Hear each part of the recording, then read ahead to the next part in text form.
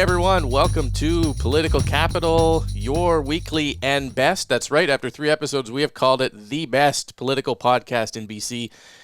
You knew it after episode 1, but we're calling it on episode 3. Thank you so much for joining us. I'm your host, Rob Shaw, from the Czech News Studios here in Victoria.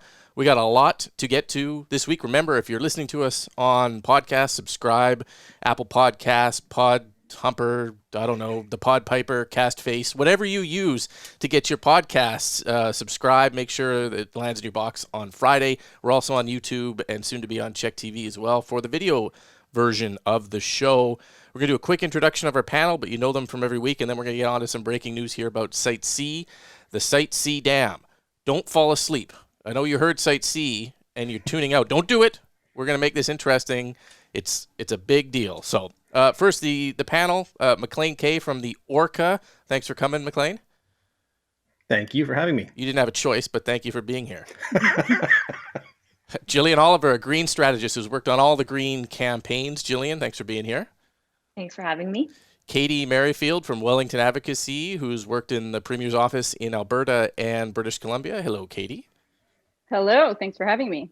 All right, we're all here, and we're ready to talk about Site C. As we're recording, we have some breaking news that the government has decided to proceed with Site C. So it was an $8 billion dam a few years ago before the NDP took power, a $10 billion dam after they got into office. Now it's a $16 billion project with an extra year added on, a whole bunch of other kind of considerations on what this means. We talked about it last week and encouraged you all.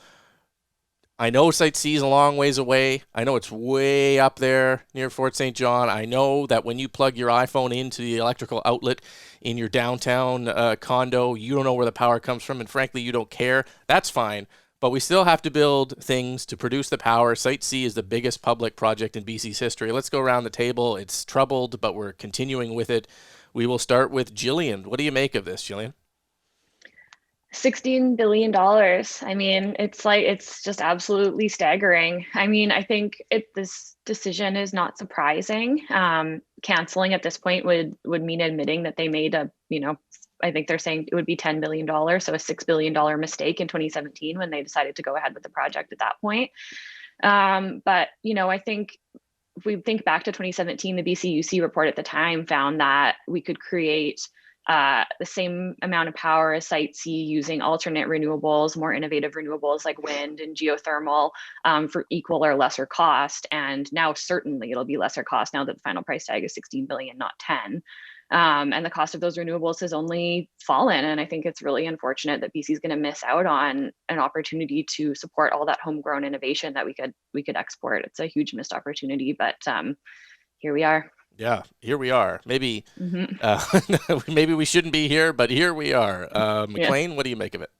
Well, to Jillian's point, one of the things they pointed out today, if they canceled Site C today, it would mean a near immediate 26% hike in all of our BC hydro rates.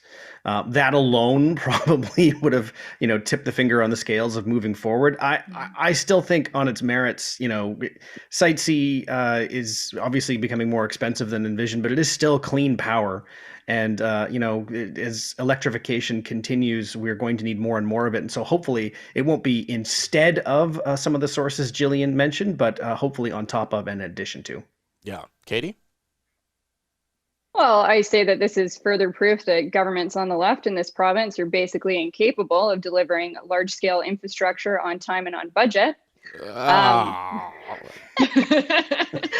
But ultimately, they had to proceed. Canceling a half-complete project would mean, as McLean just noted, a significant spike in hydro rates. They're not going to do that in the middle of a pandemic. It would mean billions of dollars wasted with nothing to show for it. And, that's not even counting the considerable job loss I imagine would come as well. As I touched on last week, the clean energy generated by this project is going to help them with their climate plan. It's going to help them transition companies off fossil fuels, and it's going to help them meet their electric vehicle commitment. So again, it's not surprising that this is proceeding, but I'm telling you, voters should remember that the doubling of this price tag under this government in order to complete this project. Oh, Katie. Okay. Well, I mean, look, Fight me. Whoa, okay. That instantly, you just won right there. These are very soft hands. I moisturize them twice daily. They're not, I can't, there are no fisticuffs here.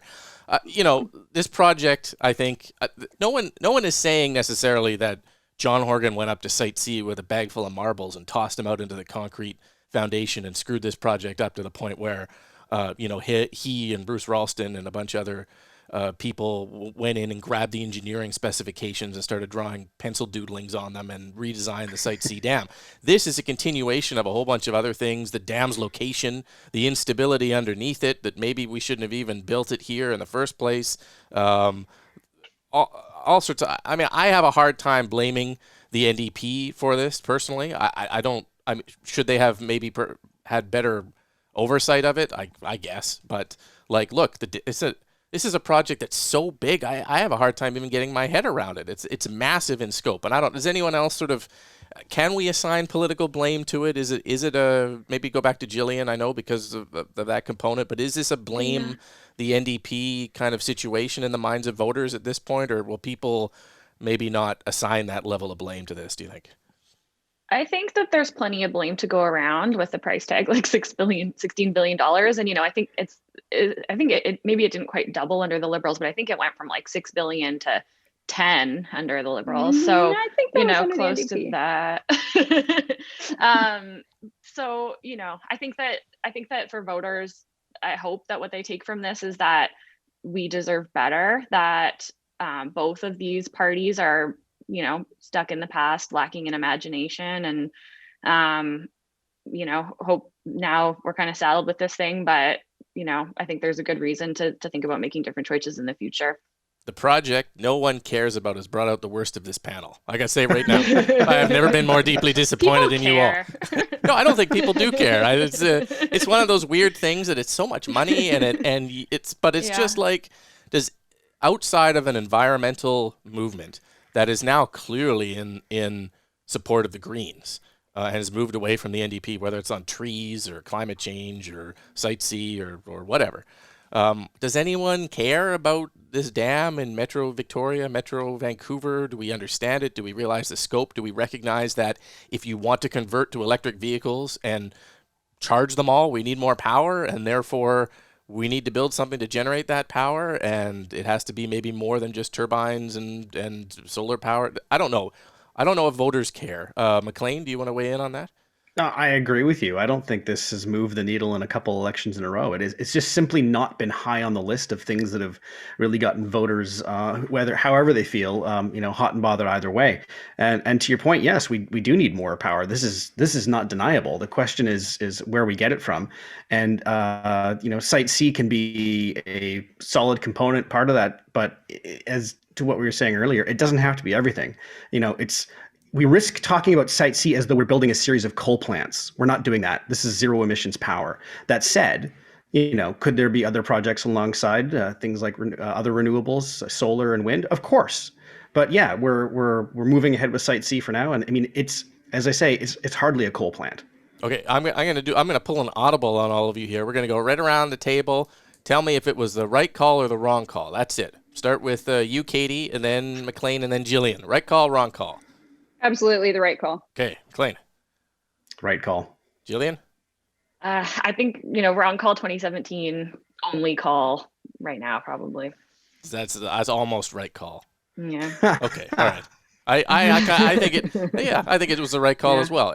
To walk away at this point with nothing, man, that'd be a lot of money sunk into to literally nowhere. But anyways, it is what it is. It's probably not the last we're going to hear about this because I'm just guessing here. It's only half done, and it's just been a tire fire of a project so far. So perhaps it goes over budget again, and we're talking about it. Who knows? In the meantime, we're going to move on to the next subject, which is the legislature returning for the weirdo March session that doesn't have a throne speech or a budget to start it off, and all of us are kind of sitting here wondering when it begins on Monday. What are we doing there? I don't know. Does anyone have any thoughts on A, I guess, what this is, and B, if we should be there before we have that kind of guidance of a throne speech or a budget? Perhaps there's legislation coming. Maybe there's other stuff on the horizon. I don't know. Jillian, McLean, do you want to kick us off there? Yeah, well, normally a spring session follows a very set sort of timeline. There's a throne speech the second week of February and a budget the week after. What we're doing is coming back on Monday, I almost said tomorrow, for 4 weeks, and then a break for 2 weeks, and then the deck is wiped clean with the throne speech, and then the budget on 420. Which, I mean, you just can't make this stuff up. The reason that's important is when the throne speech is delivered, that wipes the slate clean. And anything that was on the books, any bill at any stage of development is instantly magically gone. So whatever the NDP want to accomplish in the next 4 weeks, they need to get it done and finished. So it's a little odd in that we're going to actually have two sessions in the space of really what is one sitting. We'll see if it has any real world effects. Okay, Jillian, what do you think? Yeah, I would imagine there must be some legislation. I have no idea what it could be. It could be, some things that the government kind of wants to get a handle on. There was some bills left in limbo before the snap election. One bill on youth mental health and addiction, and another on energy self-sufficiency. So, maybe we'll see those rear their heads again now that the NDP is the majority. I'm not sure. But yeah, I think politically, I think the NDP is sort of wanting to change the channel. Obviously, that's why they're doing the Site C announcement today. And then they're going to start fresh on Monday. And, I think that we've seen, they called the snap election, they delayed the budget. And we've seen them stumble a lot, like we've talked about on this show, over some of the early COVID relief efforts. And I think that it's time for them to sort of put their money where their mouth is. They wanted this majority. They said they need a mandate to charge ahead with all of this very necessary work. And I think that they're eager to try to change the channel and get started on some of that. Yeah, I mean, the real challenge is it's all COVID all the time for the last year. Yeah. It takes over the entire agenda. And Monday, when we start the session, we have the big mass vaccination press conference update from Dr. Henry to tell everybody who are very anxious about, especially if you're grandparents or you have elderly members of your family, when are you getting your vaccine? And that's just going to, whatever is done in the session on Monday is going to get just swamped, avalanched by that right out of existence. So I don't even know. Mm-hmm. I honestly don't know what we're talking about on Monday when the session come back. Katie, does it matter? Just to get a partisan shot in, perhaps they would have their budget delivered on time if they weren't so busy attacking Kevin Falcon on Twitter. But what I am excited about is this is Shirley Bond's first full session as interim leader of the opposition. And so I worked for Shirley. I was her chief of staff for 2 years back in 2014, 2015. And I'm really excited to see what she brings to this role. Shirley is a 20-year veteran of the legislature. She's been minister of everything. She was the first female attorney general in this province's history. This is a woman who's exceptionally politically savvy. She can really drive home a political message. And I think McLean can attest to, as can I, that she is just unmatched in terms of holding people to account. So I expect to see more fireworks from the opposition this session. Now that COVID has a bit of an end on the horizon, we've seen this very unique collaboration between the government and the opposition over the past year. And I think this session is going to bring a welcome end to that. Yeah. I mean, the opposition hasn't done that bad of a job considering where they're at. Shirley Bond's really stabilized the ship for sure.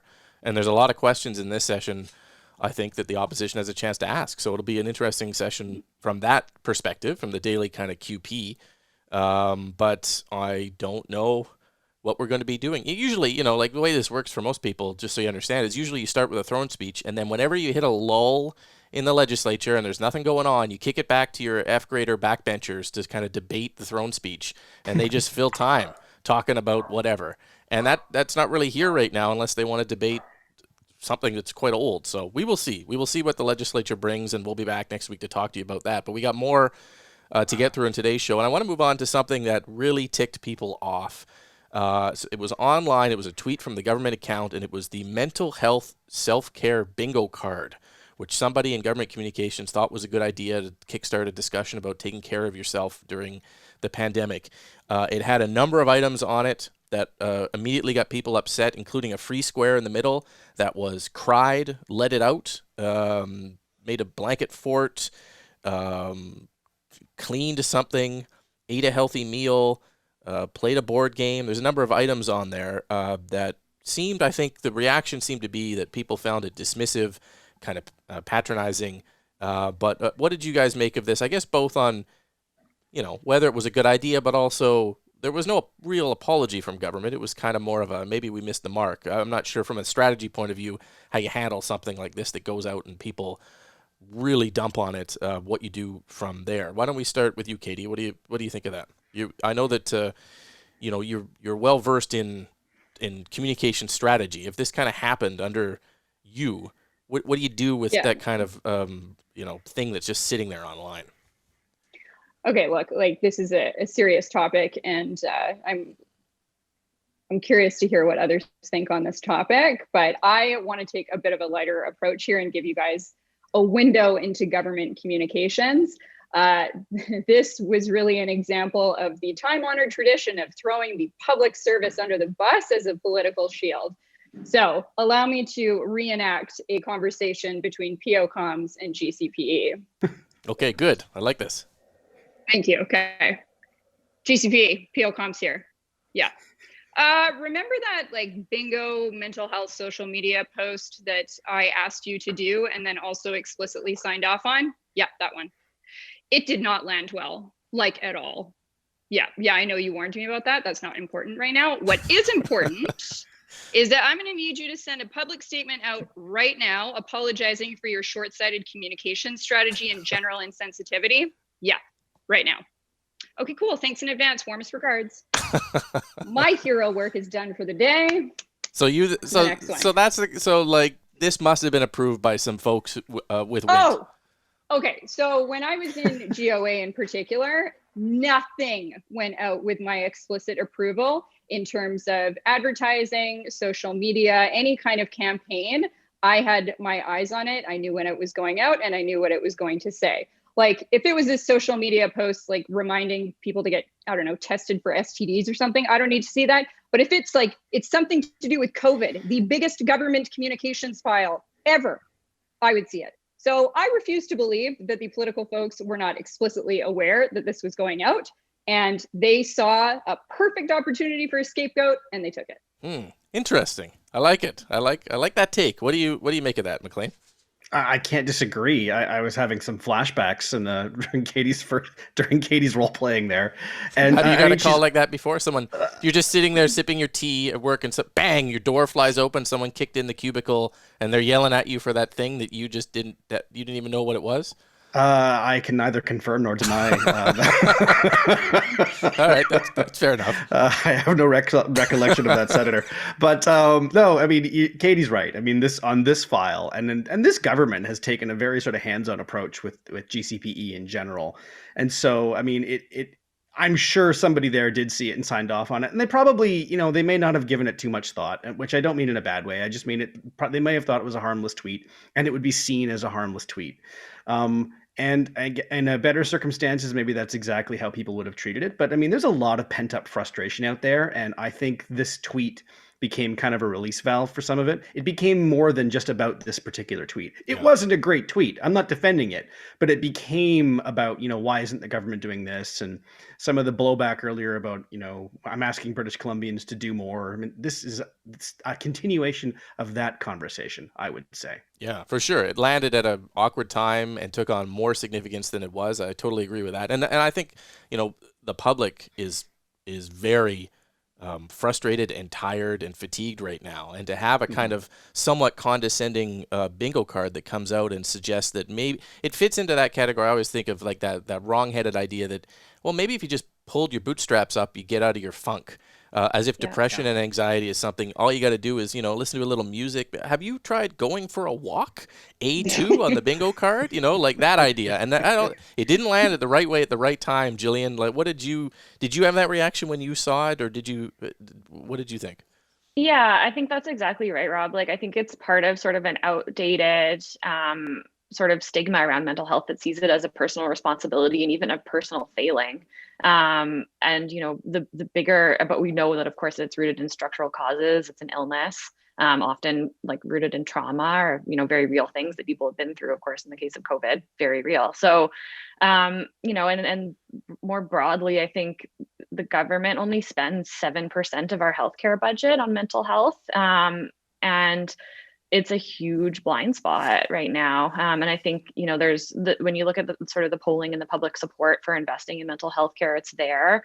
The premier has said that he's open to supporting psychologists and counselors to be able to access MSP billing as the Greens have proposed, but has warned of the cost. But I think that, it's sort of like this chicken and the egg thing. Like, we're not going to be able to get a handle on it if we don't invest in it. And it's going to continue to cost, both the human cost as well as the economic cost. So yeah, for sure. Yeah, for sure. I think it makes sense that it landed the way it did. Okay, good discussion on that. We're going to talk about the spike in BC home sales and kind of what we can make of that. But we're going to move that actually to the podcast segment. So get on Podface or whatever it is and make sure you subscribe to get the additional content there. We're going to actually go into the hot take segment here, which is not overtly political, but we all wanted to talk about it, so we've put it into the hot take. And that's a story about a grade 12 student in Kamloops who wore an outfit to school that was kind of a lace dress over top of another outfit and was sent home by the administrators, saying that some of the male teachers felt uncomfortable by this. There was some protests at the school.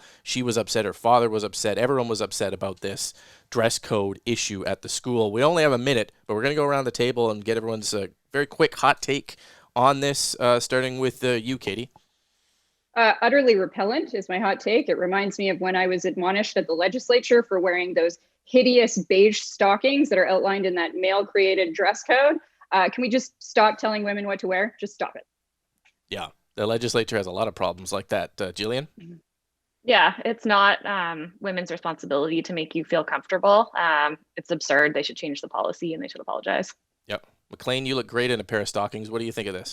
I do look great in a pair of stockings, and I look even better deferring to people like Jillian and Katie on this issue. What they said, I couldn't possibly say any better. So your hot take is you defer to other people.